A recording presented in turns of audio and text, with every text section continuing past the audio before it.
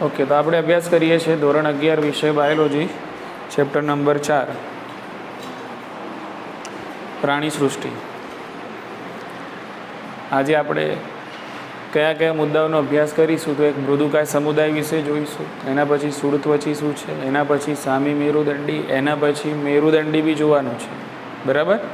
આટલું આજે પૂરું કરીશું, પણ બહુ ઓછા સમયની અંદર બધું પૂરું થઈ જશે. બરાબર? ધ્યાન રાખવા. તો સૌથી પહેલાં શરૂ કરીએ આપણે મૃદુકાય. અંગ્રેજીમાં આ સમુદાયને મોલુસ્કા કહેવાય છે. શું કહેવાય? મોલુસ્કા. અને આ સમુદાય છે એ 2 નંબરી છે. કેવું છે? 2 નંબરીનો મતલબ એમ કે બીજા નંબરનો સૌથી મોટો સમુદાય છે, એટલા માટે અહીંયા લખ્યું છે 2. બરાબર?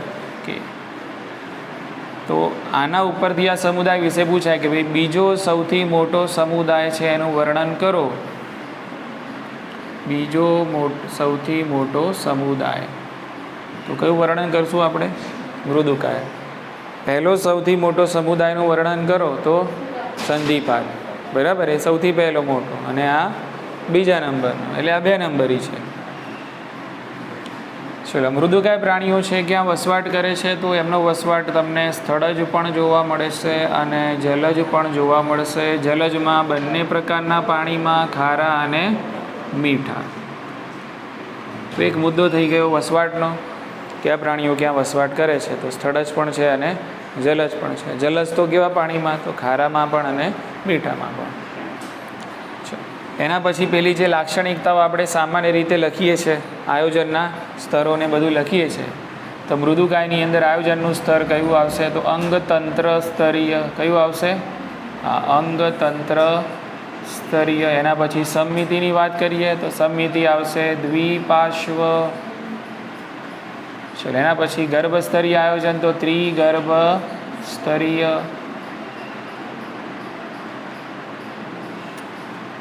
ચલો, ત્યારબાદ દેહકોષ્ઠી. ખંડન જોવા મળે છે? તો ના, ખંડન જોવા મળતું નથી. ખંડવિહીન પ્રાણીઓ છે. બોલો, યાદ રહી જાય આટલું? એટલે આ જે સામાન્ય લાક્ષણિકતા આપણે લખીએ છીએ પછી યાદ કરી લઈશું આપણે. ચલો, એના પછીનો મુદ્દો મેં બનાવ્યો છે CaCO3. એટલે મુદ્દો શું છે? એટલે આ પ્રાણીઓનું જે શરીર છે એમના ઉપર કવચ હોય, એમના શરીર પર કવચ હોય, અને કવચ શાનું બનેલું હોય? તો કેલ્શિયમ કાર્બોનેટનું બનેલું હોય છે. બરાબર? ઓકે. એટલે કેલ્શિયમ કાર્બોનેટનું બનેલું એ કેલ્સેરિયસ કવચ ધરાવે છે. કેવું કવચ કહેવાય આને? કેલ્સેરિયસ કવચ. બોલો, મુદ્દામાં ખ્યાલ આવી ગયો? એટલે આ પ્રાણીઓ કેલ્શિયમ કાર્બોનેટનું બનેલું કેલ્સેરિયસ કવચથી આવૃત હોય છે. બોલો, સમજી ગયા ને? કે એટલા માટે આપણે આ મુદ્દો બનાવ્યો CaCO3 નો. ક્લિયર? કે ચાલો, એના પછી આપણે વાત કરીએ તો મૃદુકાય પ્રાણીઓનું જે શરીર છે એ ખંડવિહીન છે, પણ આમ 3 ભાગ તમને એમાં જોવા મળશે. કેટલા ભાગ? 3 ભાગ. તેમના શરીરમાં આપણને 3 ભાગ જોવા મળે છે. તો એ 3 ભાગ કયા છે? તો એક ભાગનું નામ છે શીર્ષ. બીજું તમને જોવા મળે સ્નાયુલ પગ. સ્નાયુલ પગ. અને ત્રીજું તમને જોવા મળે અંતરંગ કુકુદ કે ખુંદ. અંતરંગ એટલે ઇન્ટરનલ. અંતરંગ એટલે કેવું? ઇન્ટરનલ કહેવાય. બરાબર? અંતરંગ કુકુદ કે ખુંદ. ખુંદ તો ખબર પડે ને, અમુક વ્યક્તિઓને પાછળની પીઠ આમ બહાર નીકળેલી હોય, એ ખુંદ કહેવાય. તો આવી ખુંદ એમના શરીરની અંદરની તરફ આપણને જોવા મળે. એટલે આ પ્રાણીઓનું શરીર 3 ભાગમાં વહેંચાયેલું છે: શીર્ષ, સ્નાયુલ પગ, અને ત્રીજું અંતરંગ કકુદ કે ખુંદ. ક્લિયર? કે હવે માની લો કે આ એમના શરીરની અંદર જોવા મળતી આ ખુંદ છે, એમ માની લઈએ આ ખુંદ છે. બરાબર? હવે આ ખુંદની ફરતે આ પ્રાણીઓની જે ત્વચા છે, ત્વચા, એ ત્વચાનું આવરણ આવેલું હોય છે. ખુંદની ફરતે ત્વચાનું આવરણ પણ. અને એ ત્વચાનું આવરણ કયું છે? તો કોમળ છે અને વાદળી સદસ્ય છે. કોમળ છે અને કેવું છે? વાદળી સદસ્ય. બરાબર? તો આ અંતરંગ કકુદ અથવા તો આ જે ખુંદ છે એની ફરતે ત્વચાનું કોમળ અને વાદળી સદસ્ય સ્તર આવેલું હોય છે. અને આ જે આવરણ છે કે જે ખૂંદની ફરતે રચાયું આ આવરણને કહેવાય પ્રાવરણ. શું કહેવાય આને? પ્રાવરણ, અથવા તો એને મેન્ટલ તરીકે ઓળખવામાં આવે છે. શું કહેવાય? મેન્ટલ. ઉતરી ગઈ મગજમાં વાત? આ ખૂંદ છે. આ શું છે? ખૂંદ છે. અને ખૂંદની ફરતે શું આવેલું હોય છે? તો કોમળ અને વાદળી સદસ્ય ત્વચાનું સ્તર હોય છે. તો આ જે આવરણ બન્યું એ આવરણને કહેવાય પ્રાવરણ અથવા તો મેન્ટલ. ખ્યાલ આવી ગયો? બરાબર. ચલો હવે તમે જોશો તો મેં અહીંયા જગ્યા રાખી છે. જો આ જે ખૂંદ છે, અંતરંગ કકુદ ખૂંદ છે, અને આ પ્રાવરણ એટલે કે આ મેન્ટલ છે, આ બંને વચ્ચે આ જગ્યા છે. તો આ બંને વચ્ચે જોવા મળતો જે અવકાશ છે એને પ્રાવાર ગુહા કહેવાય. શું કહેવાય એને? પ્રાવાર ગુહા. બોલો, ખ્યાલ આવી ગયો ને? આ છે અંતરંગ ખૂંદ.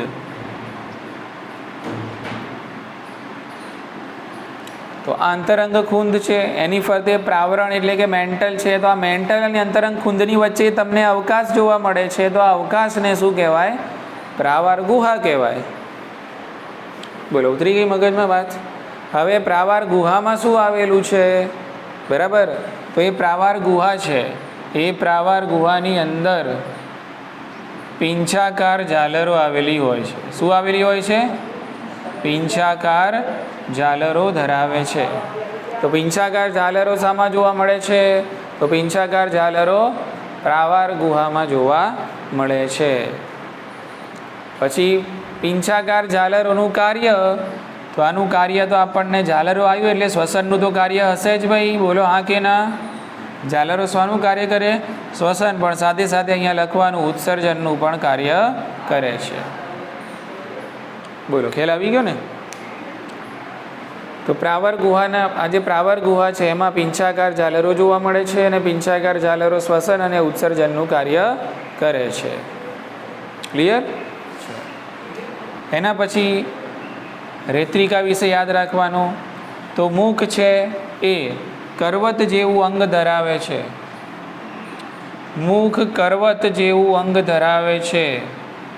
કરવત જેવું અંગ ધરાવે છે. અને આ કરવત જેવા અંગને રેત્રિકા કહે છે. અંગ્રેજીમાં રેડ્યુલા કહેવાય. બોલો, ઉતરી ગઈ મગજમાં વાત? બરાબર ને? કે તો મુખથી રેત્રિકાનો મુદ્દો યાદ રાખવાનો કે મુખમાં શું આવેલું છે? તો મુખમાં કરવત જેવું અંગ છે. એનું નામ શું? તો એનું નામ રેત્રિકા. અંગ્રેજીમાં એને રેડ્યુલા તરીકે ઓળખવામાં આવે છે. બીજું શીર્ષ પ્રદેશમાં આપણને સંવેદી સૂત્રાંગો જોવા મળે છે. સૂત્રાંગોનું તો કાર્ય જે આપણે યાદ રાખ્યું છે એ જ યાદ રાખશું અહીંયા પણ. બરાબર. એટલે આ પ્રાણીઓ છે એમના શીર્ષ પ્રદેશ શું ધરાવે છે? સંવેદી સૂત્રાંગો પણ ધરાવે છે. બરાબર. એના પછી ફલનની વાત કરી લેવાની. બી ફલન કયા પ્રકારનું છે? તો ફલન અહીંયા જોવા મળે છે અંતઃ. કેવું ફલન જોવા મળશે? અંતઃ ફલન જોવા મળે છે. પ્રાણીઓ કેવા છે? તો દ્વિગૃહી છે. પ્રાણીઓ દ્વિગૃહી છે. દ્વિગૃહી એટલે કે નર અને માદા અલગ અલગ હશે. બરાબર. કે અને દ્વિગૃહીનો મતલબ આપણે એ રીતે કાઢીએ છીએ કે ભાઈ લિંગ ભેદ જોવા મળે છે. તો હા, લિંગ ભેદ જોવા મળે છે. જોવા મળે છે એટલે જ તો દ્વિગૃહી છે ને, બાકી દ્વિગૃહી હોય નહીં. લિંગ ભેદ જોવા મળે છે એટલે નર અલગ છે અને માદા અલગ છે, એટલા માટે દ્વિગૃહી છે. ફલન કેવું છે? અંતઃ છે. પણ અંતઃ ફલન કરીને આ લોકો ઈંડા મૂકે છે એટલે અંડ પ્રસવી છે. સામાન્યતઃ આ પ્રાણીઓ કેવા હોય છે? અંડ પ્રસવી છે. બરાબર. પછી જે પ્રાણીનો ઈંડામાંથી જન્મ થશે એનો વિકાસ કેવો છે? તો પરોક્ષ. કેવો વિકાસ છે? પરોક્ષ વિકાસ છે. એટલે કે ડિંભી અવસ્થા તમને જોવા મળશે. ઉતરી ગઈ મગજમાં વાત? બસ. પછી એના ઉદાહરણ યાદ રાખી લેવાના. પાયલા, મોતીચીપ, સેપિયા, લોલીગો, ઓક્ટોપસ, દંતકવચ અને અષ્ટકવચ.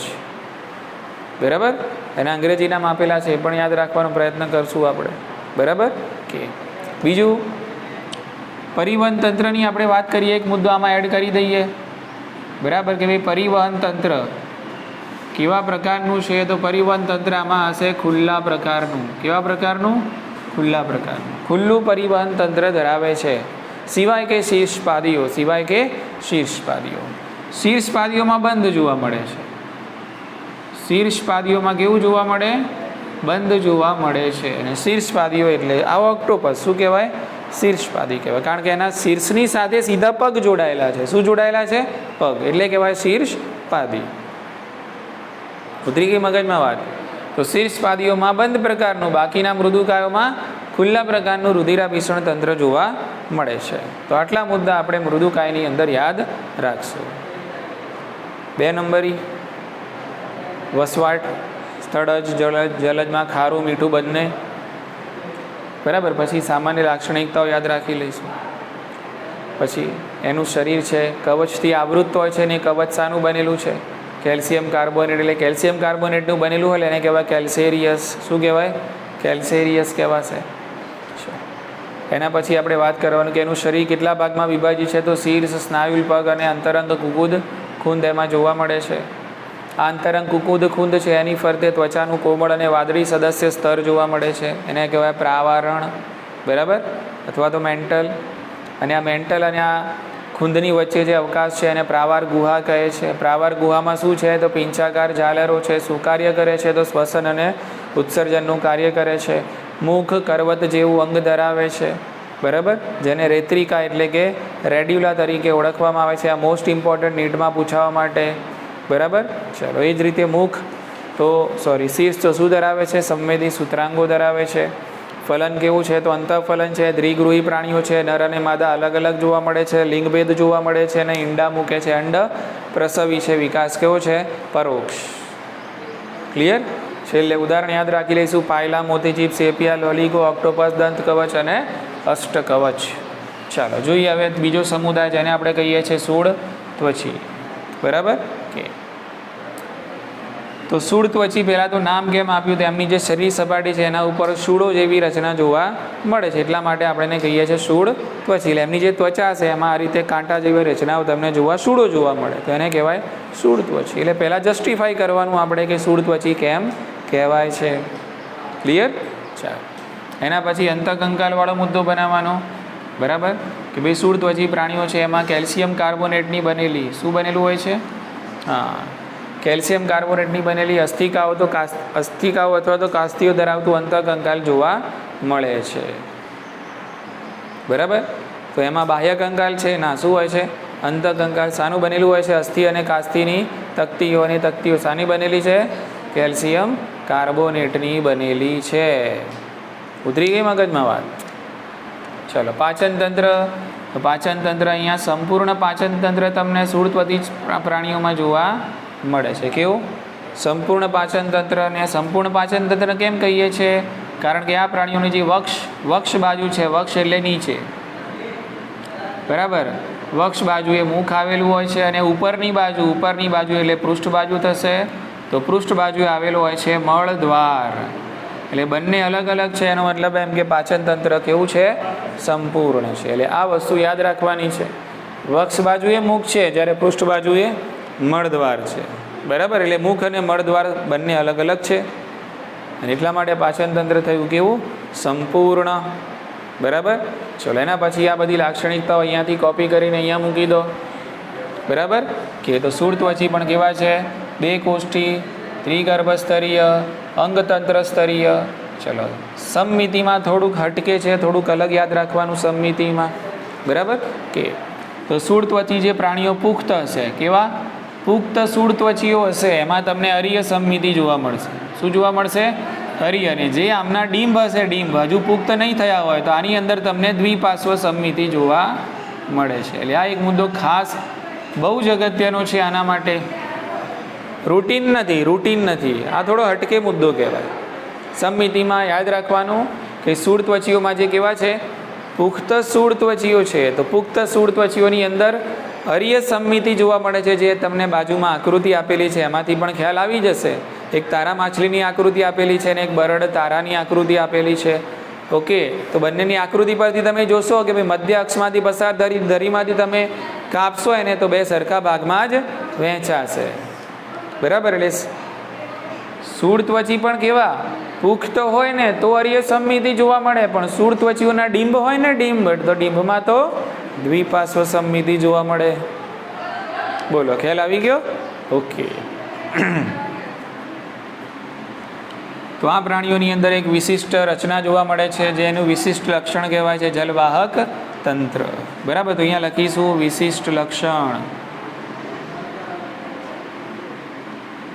તો જલવાહક તંત્રની હાજરી શૂળત્વચીઓની વિશિષ્ટ લાક્ષણિકતા ગણાય છે.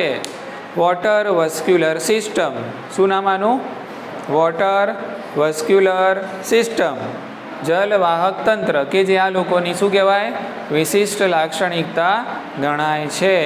એટલે આના ઉપરથી આખો સમુદાય પૂછાઈ શકે કે વોટર વસ્ક્યુલર સિસ્ટમ એટલે કે જલવાહક તંત્ર ધરાવતા સમુદાયનું વર્ણન કરો. તો હા, શૂળત્વચી વિશે વર્ણન કરવાનું.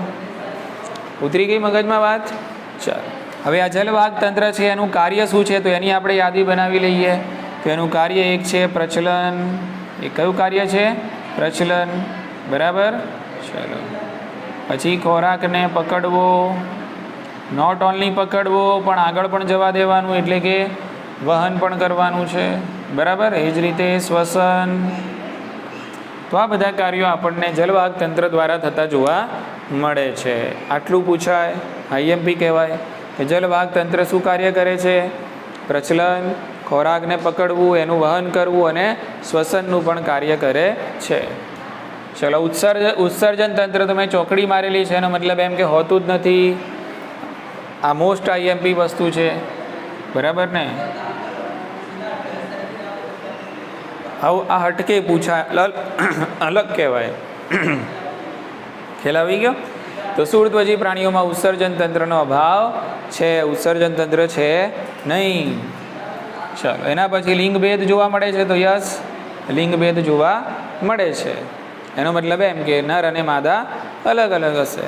બરાબર, ચલો. પ્રજનન કેવું થાય છે? તો સામાન્યતઃ લિંગી પ્રજનન જોવા મળે છે.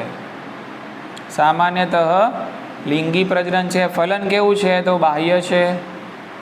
બાહ્ય ફલન એટલે ફલન થશે પાણીમાં. ફલન ક્યાં થશે? પાણીમાં થશે. બાહ્ય ફલન છે.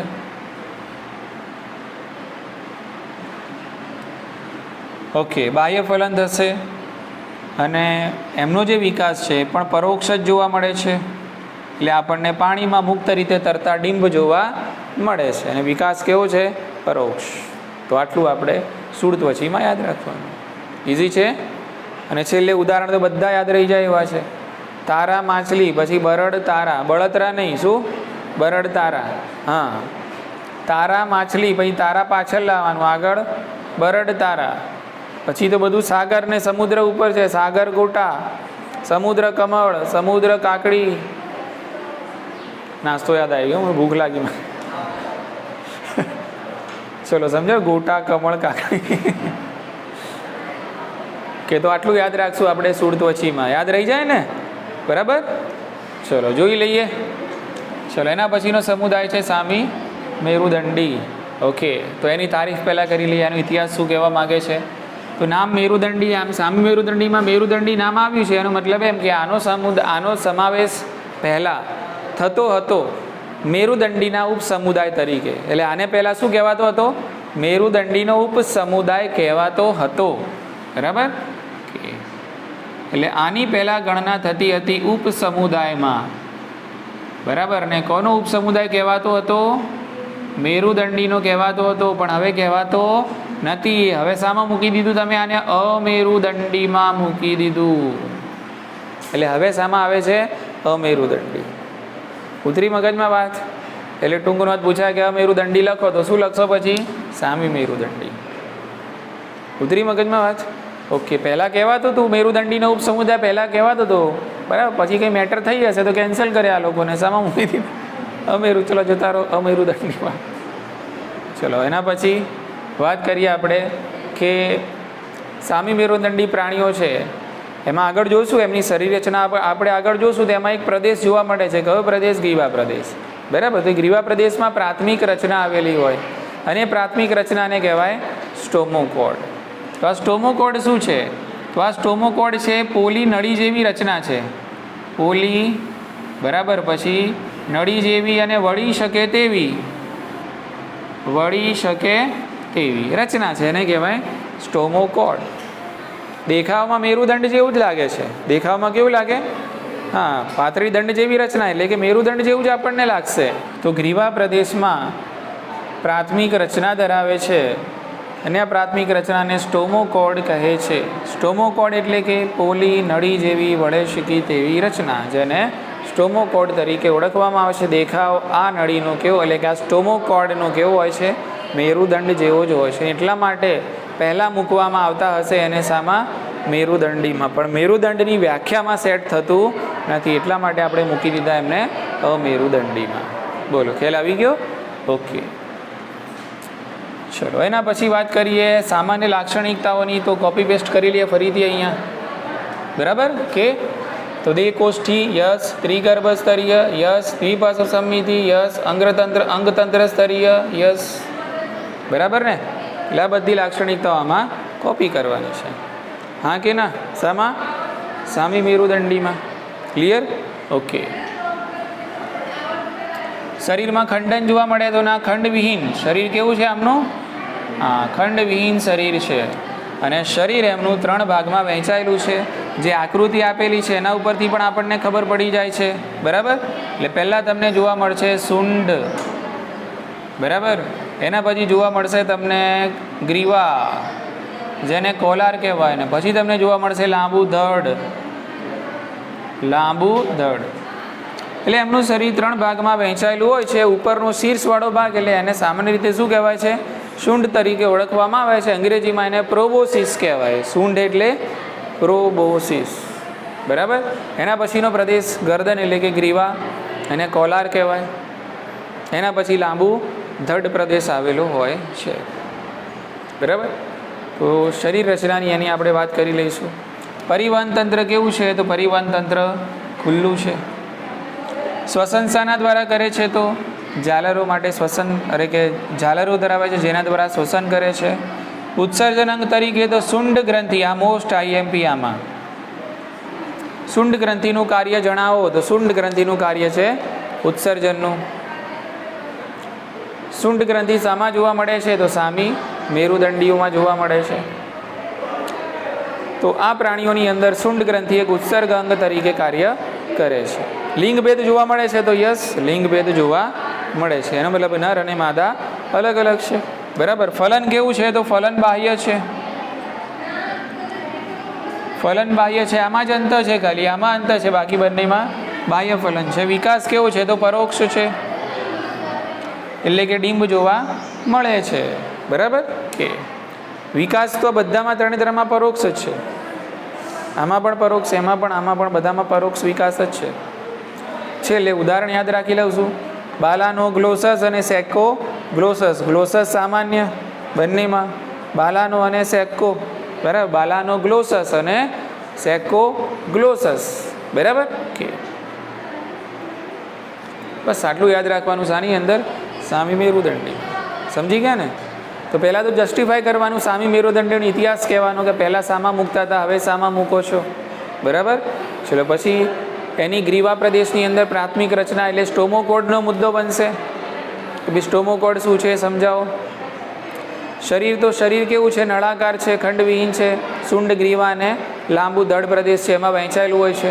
બીજી સામાન્ય લાક્ષણિકતાઓ દેહકોષ્ઠી, ત્રિગર્ભસ્તરીય, દ્વિપાર્શ્વસમિતિ અને અંગ તંત્ર સ્તરીય આયોજન ધરાવે છે. ખુલ્લું પરિવહન તંત્ર જોવા મળે છે. શ્વસન માટે ઝાલરો છે. શુંડ ગ્રંથિ ઉત્સર્ગ અંગ તરીકે કાર્ય કરે છે. લિંગભેદ જોવા મળે છે. બાહ્ય ફલન થાય છે અને પરોક્ષ વિકાસ છે. ડિંબો જોવા મળે છે. ઉદાહરણ બાલાનોગ્લોસસ અને સેકોગ્લોસસ.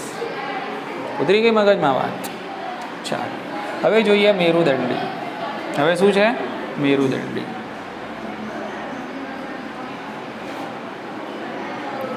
તો અહીંયા પણ પહેલાં જસ્ટિફાઈ કરી લઈએ કે ભાઈ મેરુદંડી કેમ કહીએ છીએ. તો મેરુદંડી તો એટલા માટે કહીએ કારણ કે મેરુદંડની હાજરી જોવા મળે છે, એટલા માટે કહેવાય મેરુદંડી. એટલે મેરુદંડ હાજર છે. બીજી કોઈ વિશિષ્ટતા ખરી? તો હા, બીજી વિશિષ્ટતા છે, બરાબર?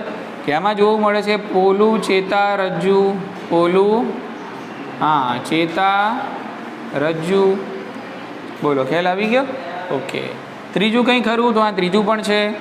કંઠનાલીય ઝાલર ફાટોની હાજરી. કંઠનાલીય ઝાલર ફાટોની હાજરી. ઓકે. તો મેરુદંડી પ્રાણીઓની આ ત્રણ એક વિશિષ્ટ લાક્ષણિકતાઓ ગણાય છે કે તેઓ મેરુદંડ ધરાવે છે, તેઓ પોલું ચેતારજ્જુ ધરાવે છે, તેઓમાં કંઠનાલીય ઝાલર ફાટો જોવા મળે છે. ના એમની વિશિષ્ટ લાક્ષણિકતાઓ છે. ઇઝી? બરાબર. ચલો બીજી લાક્ષણિકતાઓ કોપી પેસ્ટ થશે. અહીંયા સિલેક્ટ કરીને કોપી અને પેસ્ટ કરી દઈએ. દેહકોષ્ઠી તો હા, ત્રિગર્ભસ્તરીય હા, દ્વિપાર્શ્વ સંમિતિ હા, અંગતંત્ર સ્તરીય હા. બરાબર, હું લખતો નથી, લખવાનો કોઈ મતલબ નથી અહીંયા, કારણ કે ઓલરેડી આગળ જોઈ લીધું છે બધું આપણે. ઓકે ને? ઓકે. ચલો પરિવહન તંત્ર કેવું છે? તો બંધ પરિવહન તંત્ર. બંધ હા પરિવહન તંત્રની એક બીજી એક્સ્ટ્રા લાક્ષણિકતા જોવા મળે છે, પશ્વ ગુદાપુચ્છ. પશ્વ ગુદાપુચ્છ તમે એની આકૃતિ જોશો તો આકૃતિમાં તમને સ્પષ્ટપણે નજર આવશે. અને મેરુદંડીમાં એ જે આકૃતિ આપેલી છે આખા ચેપ્ટરની મોસ્ટ ઇમ્પોર્ટન્ટ આકૃતિ છે. બરાબર, નીટમાં આકૃતિ પરથી અવારનવાર સવાલો આવેલા છે, ખાસ કરીને એનું નામકરણ. બોલો સમજાય છે હા કે ના? બરાબર. ઓકે. તો આ કંઈક આવી આ પ્રકારની કંઈક તમને આકૃતિ એમાં આપેલી છે. બરાબર. ઓકે. ઇઝી? ચાલો, તો અહીંયા આ બધી લાક્ષણિકતાઓ છે. અહીંયા આપણે નામકરણ કરી દઈએ તો આને કહેવાય છે પશ્વ ગુદાપુચ્છ. આને કહેવાય છે કંઠનાલીય ઝાલર ફાટો. કંઠનાલીય ઝાલર ફાટો પણ જોડમાં આવેલી હોય. કેવી હોય છે? આ પણ લખશું, જોડમાં આવેલી. ચલો ઉપર આજે દેખાય છે એને કહેવાય છે પોલું ચેતારજ્જુ. પોલું ચેતારજ્જુ. એની નીચે આપણને જોવા મળે છે મેરુદંડ. એટલે આ બે નામની અંદર ખાલી કન્ફ્યુઝન થાય છે. ઉપર પોલું ચેતારજ્જુ છે, નીચે મેરુદંડ છે. બોલો ખ્યાલ આવી? એટલે આ બે નામ ઉપર નીચે થઈ જાય છે, એટલા માટે આ આઈએમપી છે આકૃતિ ખાસ. બાકી આ તો ખબર પડી જ જાય ને, આ ઝાલર ફાટો છે ને આ પશ્વ ગુદાપુચ્છ છે. કન્ફ્યુઝન અહીંયા થાય છે કે મેરુદંડ ઉપર હતું, ચેતારજ્જુ ઉપર હતું, પેલું નીચે હતું, આની અંદર કન્ફ્યુઝન થાય. એટલે એટલા માટે આ નામકરણ સાથે આકૃતિ મોસ્ટ આઈએમપી. એટલે પહેલાં ઉપર યાદ રાખવાનું પોલું ચેતારજ્જુ અને નીચે મેરુદંડ. ઉતરી મગજમાં વાત? ચાલો, હવે મેરુદંડી અને અમેરુદંડી વચ્ચેનો તફાવત આપેલો છે મોસ્ટ આઈએમપી તમારી એક્ઝામમાં પૂછવા માટે. બરાબર. ઓકે, તો અહીંયા આપણે લખી દઈએ છીએ એક બાજુ મેરુદંડી, બીજી બાજુ લખશું આપણે અમેરુદંડી. એક બાજુ લખીએ એટલે બીજી બાજુ ઓટોમેટિકલી યાદ થઈ જ જાય. સમજી ગયા કે નહીં? બરાબર ને? ઓકે, તો મેરુદંડી અને અમેરુદંડી વચ્ચેનો તફાવત શું છે? તો પહેલો તફાવત તો મેરુદંડ છે ભાઈ. મેરુદંડ હાજર, મેરુદંડ ગેરહાજર. એટલા માટે શું કહીએ છીએ આપણે? એને અમેરુદંડી કહીએ છીએ. બરાબર ને?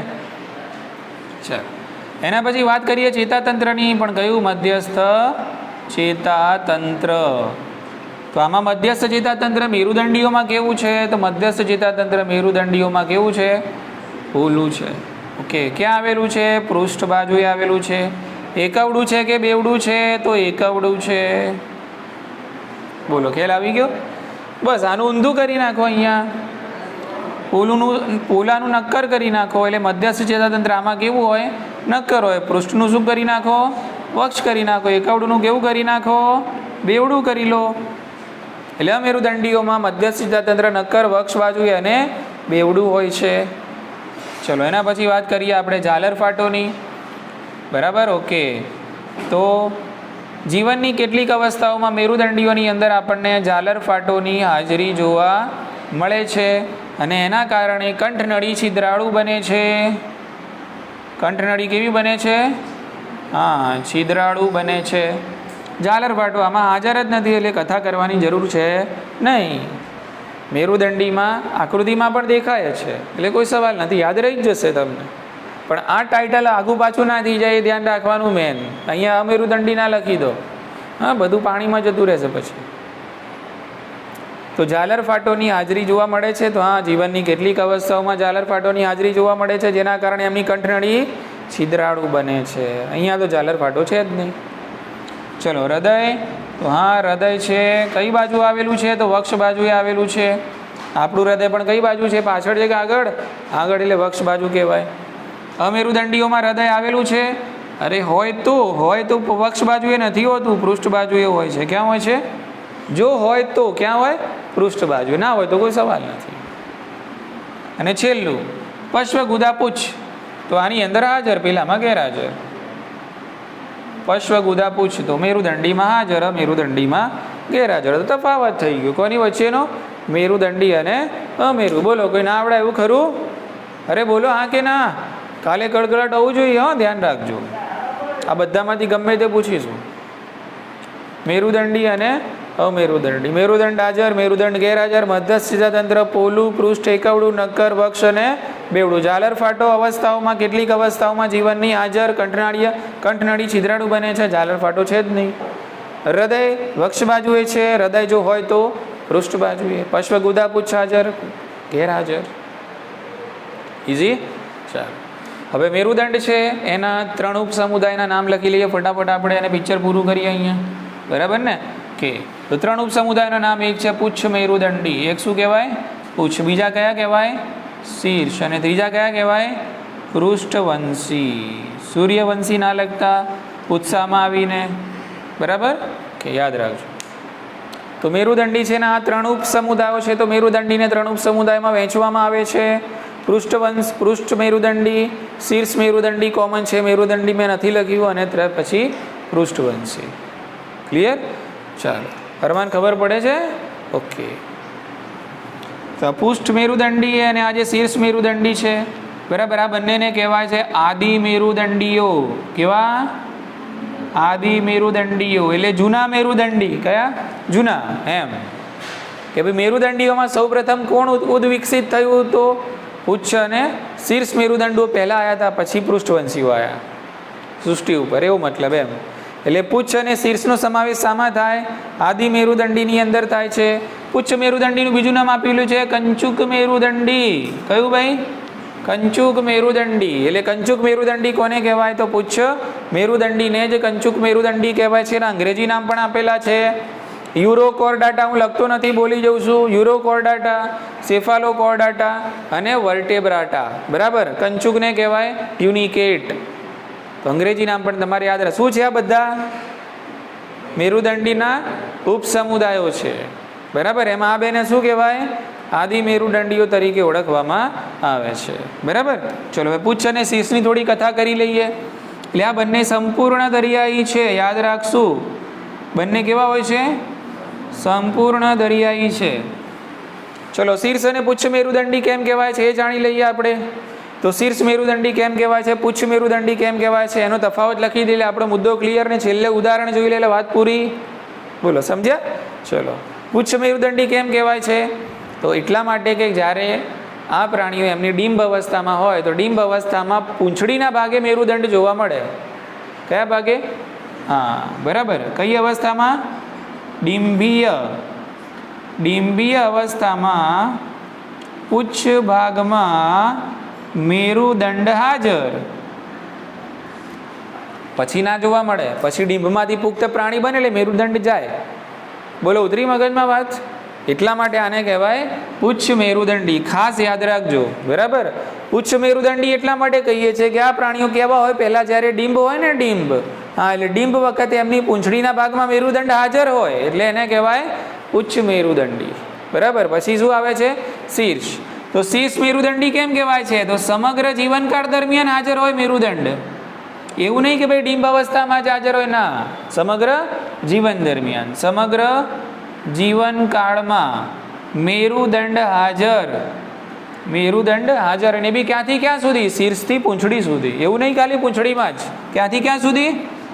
હા, શીર્ષથી ક્યાં સુધી હાજર? પૂંછડી સુધી હાજર. એટલા માટે આને કહેવાય શીર્ષ મેરુદંડી. ઉતરી મગજમાં વાત? પુચ્છ કેમ કહેવાય ખબર પડી ગઈ? ફક્ત ડિંબી અવસ્થામાં જ હોય, પણ એ બી પૂંછડીમાં જ ખાલી, અને અહીંયા આખા જીવનકાળ દરમિયાન, અને એ પણ શીર્ષથી પૂંછડી સુધી હોય. શું? મેરુદંડ. બરાબર. ચલો, હવે આ બંનેના ઉદાહરણ લખી દેવાના, પુચ્છ મેરુદંડી અને શીર્ષ મેરુદંડીના. કે અહીંયા પહેલાં આપણે પૂછના લખી દઈએ. તો પહેલું આપેલું છે એસિડિયા. શું આપેલું છે? ચલો, હવે એસિડિયા આપેલું છે, એટલે એસિડિયામાં સૌ ઉપરથી બીજું ઉદાહરણ બનાવવાનું, સાલ્પા. શું ભાઈ? સાલ્પા. અને ડ ઉપરથી ત્રીજું બની દેવાનું ડોલિયોડમ. ડોલિયોલમ. શું? ડોલિયોલમ. ડમ નહીં, ડોલમ ડોલ ના લખતા. ચલો સમજી ગયા કે નહીં? તો પુચ્છ મેરુદંડી છે એના એક ઉદાહરણ તો યાદ રહે. એસિડિયા તો યાદ રહી જાય. એસિડ પરથી એસિડિયા, પછી સ ઉપરથી સાલફન, ડ ઉપરથી ડોલિયોલમ. બરાબર કે? ચલો પછી એના પછી કયું ભાઈ? શીર્ષ મેરુદંડી. ઉદાહરણ અહીંયા લખું છું. તો શીર્ષ મેરુદંડીમાં બ્રોકિયોસ્ટોમા. શું છે? બ્રોકિયોસ્ટોમા.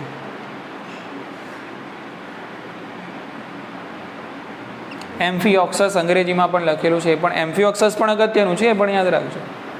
એ પણ એના એમ્ફિઓક્સસ પૂરતી પણ પૂછાય છે. બોલો આટલી ખબર પડી ગઈ? ચલો મુદ્દો ફટાફટ પૂરો કરીએ. હવે વાત કરી લઈએ કોની ભાઈ? પૃષ્ઠવંશીઓની. તો પૃષ્ઠવંશીઓમાં શું છે? તો પૃષ્ઠવંશીઓમાં શું હોય? મેરુદંડનું ગર્ભ અવસ્થા હોય ને, ગર્ભ અવસ્થા. ગર્ભ અવસ્થા. તો ગર્ભ અવસ્થામાં મેરુદંડ જોવા મળે. પછી જેમ જેમ ગર્ભનું પુખ્ત પ્રાણી બને ને તેમ તેમાં મેરુદંડ છે એનું રૂપાંતરણ થઈ જાય કરોડ સ્તંભમાં. શું બની જાય? આનું કરોડ સ્તંભ. અને આ કરોડ સ્તંભ શાનું બનેલું હોય? અસ્થિ કે કસ્થિનું બનેલું હોય. બરાબર? એટલે મેરુદંડ ખરું શરૂઆતમાં જોવા મળે. કઈ અવસ્થામાં? ગર્ભીય અવસ્થામાં. પછી ગર્ભનું એક પુખ્ત પ્રાણી બને ને તો એ વખતે મેરુદંડનું શું બની જાય? કરોડ સ્તંભ બની જાય. ને એટલા માટે આપણે આને કહીએ છીએ પૃષ્ઠવંશી. એની પીઠ નીકળે. શું નીકળે? પીઠ નીકળે. ઉતરી મગજમાં વાત? ઓકે ચલો. એટલે આના ઉપરથી શું કહી શકીએ? તો આના પરથી એવું કહી શકીએ કે બધા જ મેરુદંડી, અરે સોરી, બધા જ પૃષ્ઠવંશી મેરુદંડી છે. બધા જ પૃષ્ઠવંશી શું છે? મેરુદંડી છે. પણ બધા જ મેરુદંડી પૃષ્ઠવંશી નથી. મોસ્ટ ઇમ્પોર્ટન્ટ વાક્ય નીટ માટે વિધાને વિધાનારની અંદર સાચા ખોટાની અંદર આ વાક્ય પૂછાય છે. બોલો સમજી ગયા? બધા પૃષ્ઠવંશીઓ મેરુદંડીઓ છે પણ બધા મેરુદંડી પૃષ્ઠવંશી નથી. કેમ? કારણ કે બધા મેરુદંડીઓનું મેરુદંડ કંઈ કરોડ સ્તંભમાં રૂપાંતરણ પામતું નથી. બરાબર? ચાલો એના પછી પૃષ્ઠવંશીમાં સામાન્ય મુદ્દા છે, આપણે યાદ રાખી લઈશું કે પૃષ્ઠવંશી જે પ્રાણીઓ છે એ ઉત્સર્જન માટે મૂત્રપિંડ ધરાવે. શું ધરાવે? મૂત્રપિંડ જેવી રચનાઓ ધરાવે છે. બરાબર? ઉત્સર્જન માટે, આશ્રુતિ નિયમન માટે એમાં શું આવેલી હોય? મૂત્રપિંડ જેવી રચનાઓ આવેલી હોય છે. હૃદય જેવી રચના પણ હોય છે. તો હૃદય કેટલાકમાં દ્વિખંડી હશે, કેટલાકમાં ત્રિખંડી હશે, કેટલાકમાં ચારખંડી, એટલે કે ત્રિ અને ચતુઃકોટરીય હૃદય એની અંદર જોવા મળે છે, જેના દ્વારા પરિવહન થતું હશે. પ્રચલન માટે ઉપાંગો આવેલા હશે. પ્રચલન માટે શું હશે? ઉપાંગો આવેલા હોય છે. અથવા તો કેટલાકમાં મીન પક્ષો, માછલી હોય તો મીન પક્ષો જોવા મળે છે, તેના દ્વારા શું કરશે? પ્રચલન કરે છે. શ્વસન માટે ઝાલરો આવેલા હોય છે. કેટલાકની અંદર આગળ ઉચ્ચ કક્ષામાં જોઈશું તો ફેફસા જેવી રચનાઓ પણ આપણને જોવા મળશે. હવે આ પૃષ્ઠવંશીઓ છે એને આપણે અલગ રીતે વર્ગીકૃત કરી શકીએ છીએ, જે વર્ગીકરણ ઓલરેડી આપણે પહેલાં જોઈ લીધેલું છે. બરાબર ને? જોયું હતું ને આગળ? પૃષ્ઠવંશીઓ હનુવિહીન અને હનુધારી. હનુવિહીનની અંદર ચૂસમુખા, હનુધારીમાં બે ભાગ પાડવાના, ચતુષ્પાદી અને મત્સ્ય. મત્સ્યમાં અસ્થિ મત્સ્ય અને કાસ્તી મત્સ્ય. ચતુષ્પાદમાં 4 આવશે. સસ્તન આવશે, સરીસૃપ આવશે, વિહગ આવશે અને ઉભયજીવી આવશે. ક્લિયર? ઓકે. તો આજે આપણે આટલે સુધી રાખીએ છીએ.